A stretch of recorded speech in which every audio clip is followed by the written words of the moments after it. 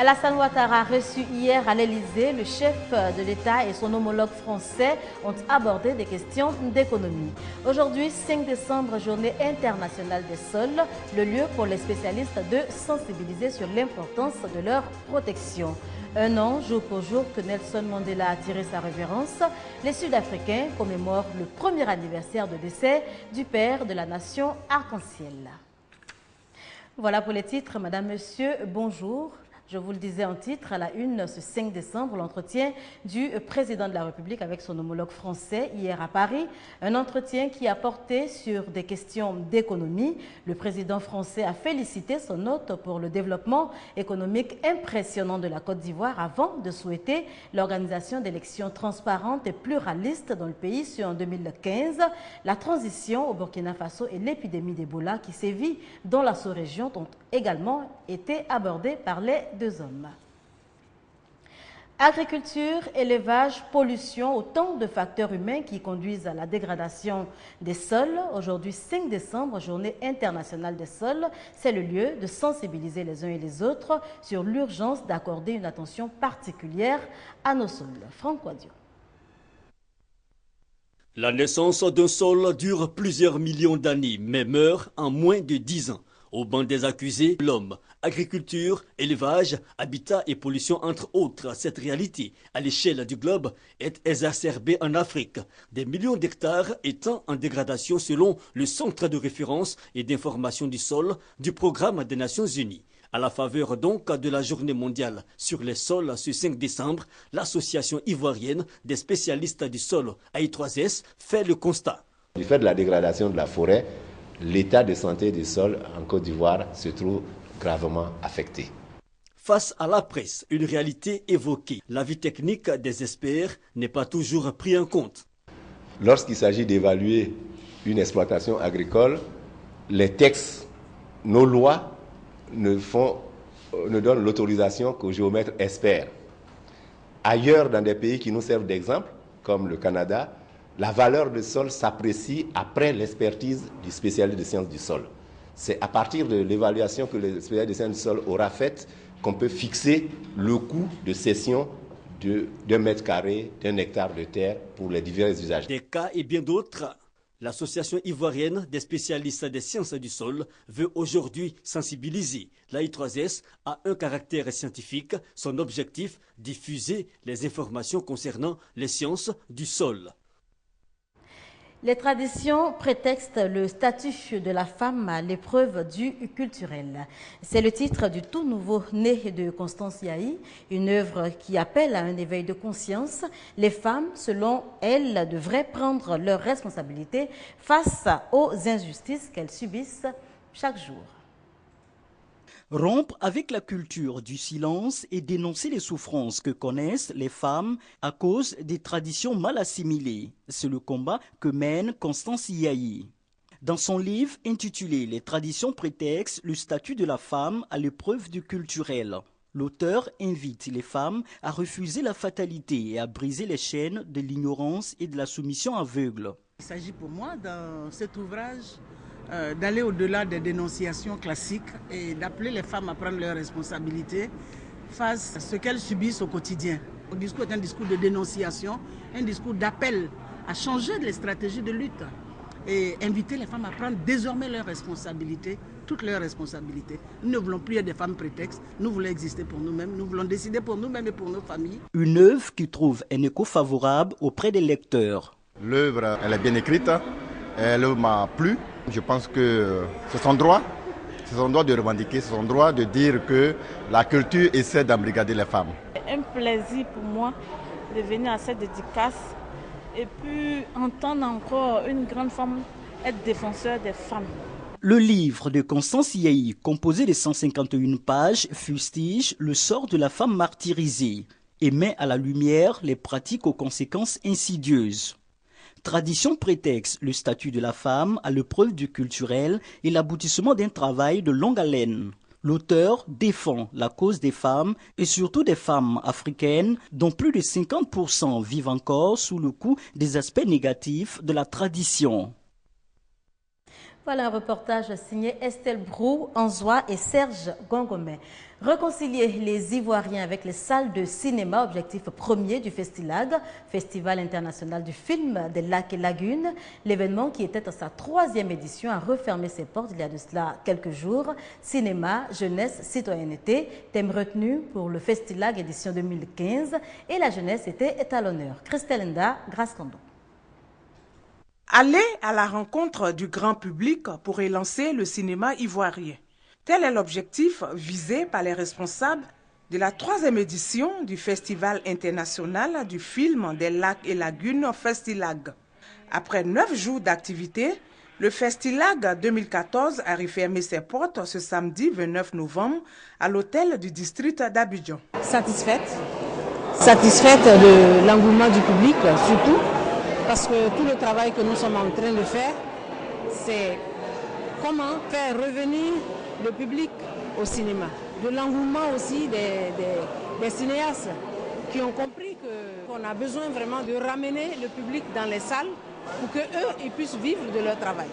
Rencontre au cours de laquelle les meilleurs réalisateurs ont été primés. Je viens de recevoir un prix, un documentaire au Festilag, c'est du Festival des Lagunes. Je suis très heureuse d'avoir reçu ce prix. Une plateforme de ce genre pour pouvoir présenter nos productions, elle est vraiment très importante et elle est vraiment la bienvenue. Je suis très content, je suis vraiment très content, je veux que ça continue, voilà, il faut que ça continue au fil des années, parce que l'idée est très bonne, c'est vraiment amener le cinéma vers son public pour que les gens renouent avec le cinéma. Un hommage a été également rendu à Sidiki Bakaba, monument du cinéma ivoirien, représenté par le directeur de l'Office national du cinéma.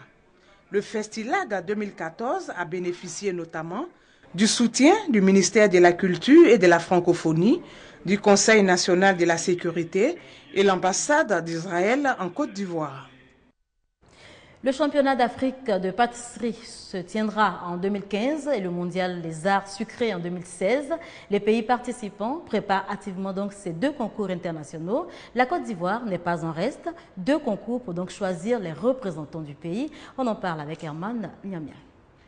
10 heures à ces pâtissiers pour démontrer au jury leur talent et leur savoir-faire en matière d'art sucré et de pâtisserie. Ces 5 candidats ambitionnent de représenter la Côte d'Ivoire au championnat d'Afrique de pâtisserie qui aura lieu en 2015 au Maroc et au mondial des arts sucrés qui se tiendra en 2016 en France. La Côte d'Ivoire qui participe à ces concours ne veut pas faire piètre figure. Cette sélection nationale a donc pour objectif de choisir les meilleurs pâtissiers ivoiriens qui pourront représenter valablement le pays. La Côte d'Ivoire aussi va se lancer dans un concours très important et nous serons le premier pays africain à le faire. Nous sommes là aujourd'hui avec toutes ces écoles-là, avec toutes ces pâtisseries et toutes ces pâtisseries qui sont venues se confronter afin que nous puissions prendre ces meilleurs-là dans une bonne représentation. Pour la sélection des représentants ivoiriens à ces concours internationaux, Bruno Pastorelli, le meilleur ouvrier de France, a effectué le déplacement. On les regarde, on les juge sur la note de travail, sur l'hygiène, le respect du montage de leurs pièces. Et puis après, donc, il y a les qualités artistiques et aussi les qualités dégustation. Pour l'instant, donc, je suis en train de regarder, mais je vois du travail excellent. Il y a du très beau travail aussi bien en sucre qui est en train de se faire, en chocolat. À l'issue de ce concours, ce sont les 4 meilleures équipes sur les 5 en compétition qui seront retenues pour représenter la Côte d'Ivoire. L'eau potable, denrée de plus en plus rare à Bodokro, c'est dans le centre de la Côte d'Ivoire, précisément dans le département de Béoumi. À Bodokro, dur de s'approvisionner en eau potable. Le château d'eau, construit depuis plus de 15 ans, n'existe que de nom. Pas une seule goutte d'eau dans cet ouvrage. Pour s'approvisionner, eh bien, les populations sont obligées d'avoir recours à des sources naturelles d'eau très peu recommandables, ce au risque de leur vie. Kwadio Kwame, Jean-Daniel de Dieu. S'approvisionner en eau potable, une équation difficile à résoudre pour les 20 000 âmes de Bodokro. Bodokro, localité du département de Béoumi, région de Beke. Tout le monde souffre de cette pénurie. Davantage pour les fonctionnaires en service dans cette localité. Cette année, il y a une menace qui est la menace de l'Ebola et nous insistons donc sur l'hygiène vestimentaire et corporelle de nos enfants avant qu'ils n'entrent au lycée. Et on a même mis sur place un dispositif de lavage des mains. Donc imaginez que nous ne trouvions pas du tout de l'eau pour que nos enfants puissent laver leurs mains pour pouvoir aller en classe. Pas plus tard que hier, je n'avais même pas un bidon pour me laver. Il a fallu attendre jusqu'à 19h, aller implorer celui qui garde la pompe pour pouvoir boire de l'eau. Le manque d'eau potable conduit la population à partager ses points d'eau de surface avec les animaux domestiques. Ainsi, l'eau, source de vie, devient source de nombreuses maladies. Actuellement, on doit préparer, mais on ne trouve pas l'eau pour préparer. Il n'y a rien, il y a de l'eau comme ça. Quelqu'un peut boire ça là, on est dedans. Mais on pompe là, c'est une seulement. Il n'y a pas de deuxième pompe. On ne trouve pas l'eau à boire, on ne trouve pas l'eau à manger.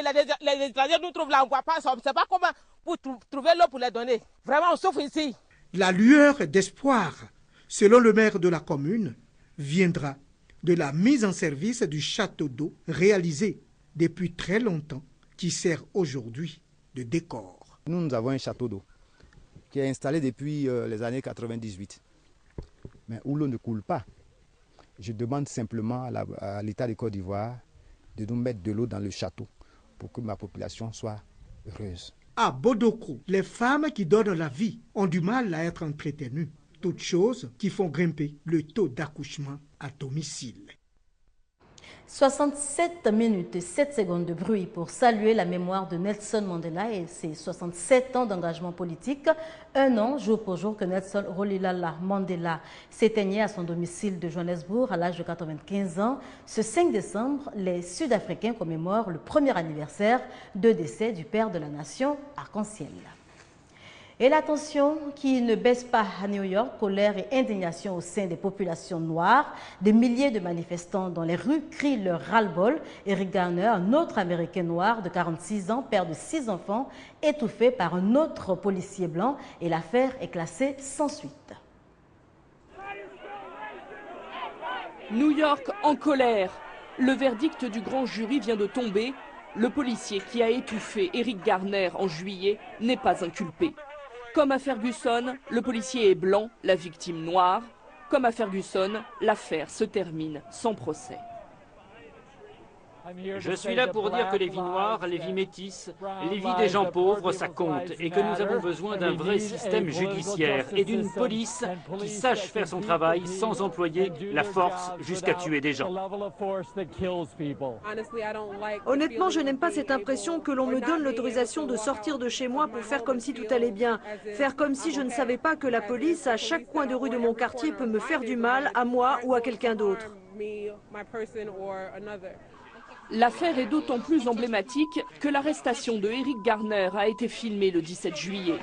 L'homme est accusé de vendre des cigarettes illégalement. Obèse et asthmatique, il supplie. Je ne peux pas respirer, dit-il. Eric Garner, père de 6 enfants, décède.